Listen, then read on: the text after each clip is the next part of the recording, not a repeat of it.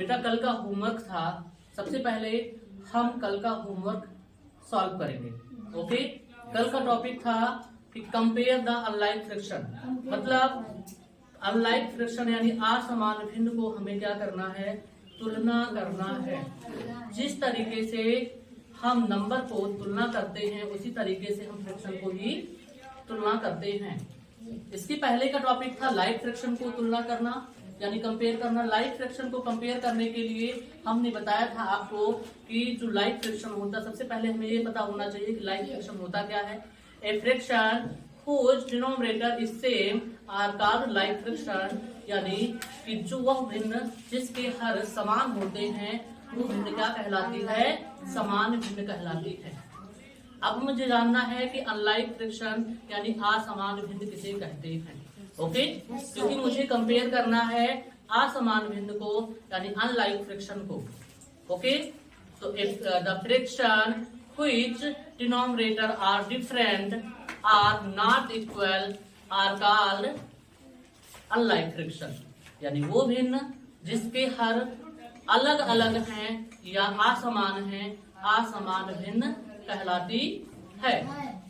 कल हमने पढ़ा था लाइक फ्रैक्शन को कंपेयर करने के लिए कि अगर जब लाइक फ्रैक्शन को कंपेयर करना होता है तो अगर हर समान है, डिनोमिनेटर इक्वल है, तो हम फ्रैक्शन का कंपेयर किससे करते हैं, उसके न्यूमरेटर से कंपेयर करते हैं। अगर न्यूमरेटर छोटा है तो फ्रैक्शन छोटी है और न्यूमरेटर बड़ा है तो फ्रैक्शन बड़ी है। बट अनलाइक फ्रैक्शन में हम डायरेक्ट न्यूमरेटर से कंपेयर नहीं कर सकते।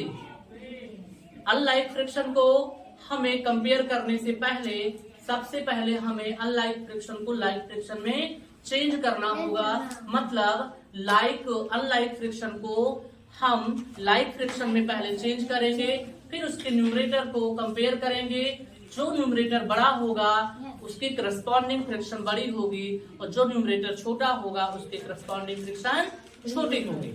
ओके, तो जैसे फर्स्ट क्वेश्चन है 3/5 and 7/8। ओके, तो मुझे देखिए यहाँ पे जो डिनोमिनेटर है इन दोनों फ्रैक्शन का सेम नहीं है, इसलिए कैसी फ्रैक्शन है, अनलाइक फ्रैक्शन है। फ्रैक्शन है 3/5 and 7/8। सबसे पहले हमें क्या करना है, इस फ्रैक्शन को लाइक फ्रैक्शन में चेंज करना है। हम यूज करेंगे एलसीएम मेथड। तो सबसे पहले 5 और 8 का हम क्या निकालेंगे, एलसीएम निकालेंगे। ओके, ध्यान दीजिए 8 2 से कट रहा है तो ये 2 से डिवाइड होगा, 5 ऐसे ही आएगा, 2 4 जा, फिर ये 2 से कटेगा, 5 2 2 जा 4, फिर 2 से जाएगा 5 2 1 जा, फिर 5 से जाएगा 1 and 1। Okay, understand. एलसीएम बेटा इसका क्या होगा, एलसीएम इक्वल हो जाएगा 2 into 2 into 2 into 5। 2 2 जा 4 2 जा 8 8 5 जा क्या हो गया 40। ओके, अब हम कॉमन मल्टीपल निकालना है कि हमें इस फ्रैक्शन के न्यूमरेटर में और डिनोमिनेटर में किस नंबर से मल्टीप्लाई करना है। उसके लिए हमें क्या करना है, फर्स्ट फ्रैक्शन 3/5 लेंगे। 3/5 के डिनोमिनेटर से एलसीएम को हम क्या करेंगे, डिवाइड करेंगे। एलसीएम कितना है, 40 है। फर्स्ट फ्रैक्शन 3/5 का डिनोमिनेटर क्या है, 5 है। हम क्या करेंगे, 40 को 5 से डिवाइड करेंगे। 5 8 जा क्या होगा 40 और रिमाइंडर क्या हो गया 0। क्वोटिएंट हमारा क्या आया, 8 आया। अब हमें 8 क्या है, ये कॉमन मल्टीपल नंबर है न्यूमरेटर एंड डिनोमिनेटर का। ओके, अब हमें क्या करना है, इस जो क्वोटिएंट आया है 8, इससे फर्स्ट फ्रैक्शन और फर्स्ट फ्रैक्शन के न्यूमरेटर एंड डिनोमिनेटर में मल्टीप्लाई करना है। कर दिया मैंने। अब मुझे लेना है सेकंड फ्रैक्शन का डिनोमिनेटर। सेकंड फ्रैक्शन का डिनोमिनेटर क्या है, 8, और पहले की तरह एलसीएम को हम सेकंड फ्रैक्शन के डिनोमिनेटर से डिवाइड करेंगे। तो 8 5 जा 40, रिमाइंडर क्या आया 0 और क्वोटिएंट क्या आया 5 आया। अब हम क्या करेंगे, सेकंड फ्रैक्शन कि न्यूमरेटर एंड डिनोमिनेटर में किससे मल्टीप्लाई करेंगे? 5 से। 7 बाई 8 है तो 7 into 5 and 8 into 5। Understand? Yes sir. इसको मल्टीप्लाई करिए। 8 3 जा 24 एंड 8 5 जा 40। इसको मल्टीप्लाई करिए। 7 5 जा 35, 8 5 जा 40। देखिए इसका न्यूमरेटर क्या हो गया? इक्वल हो गया 40 40। Yes sir. Numerator denominator sorry इस देखिए अब 24 बाई 40 एंड 35 बाई 40 का डिनोमिनेटर सेम है यानी 40 है। अब इस फ्रैक्शन, ये फ्रैक्शन कैसी हो गई? लाइक फ्रैक्शन हो गई।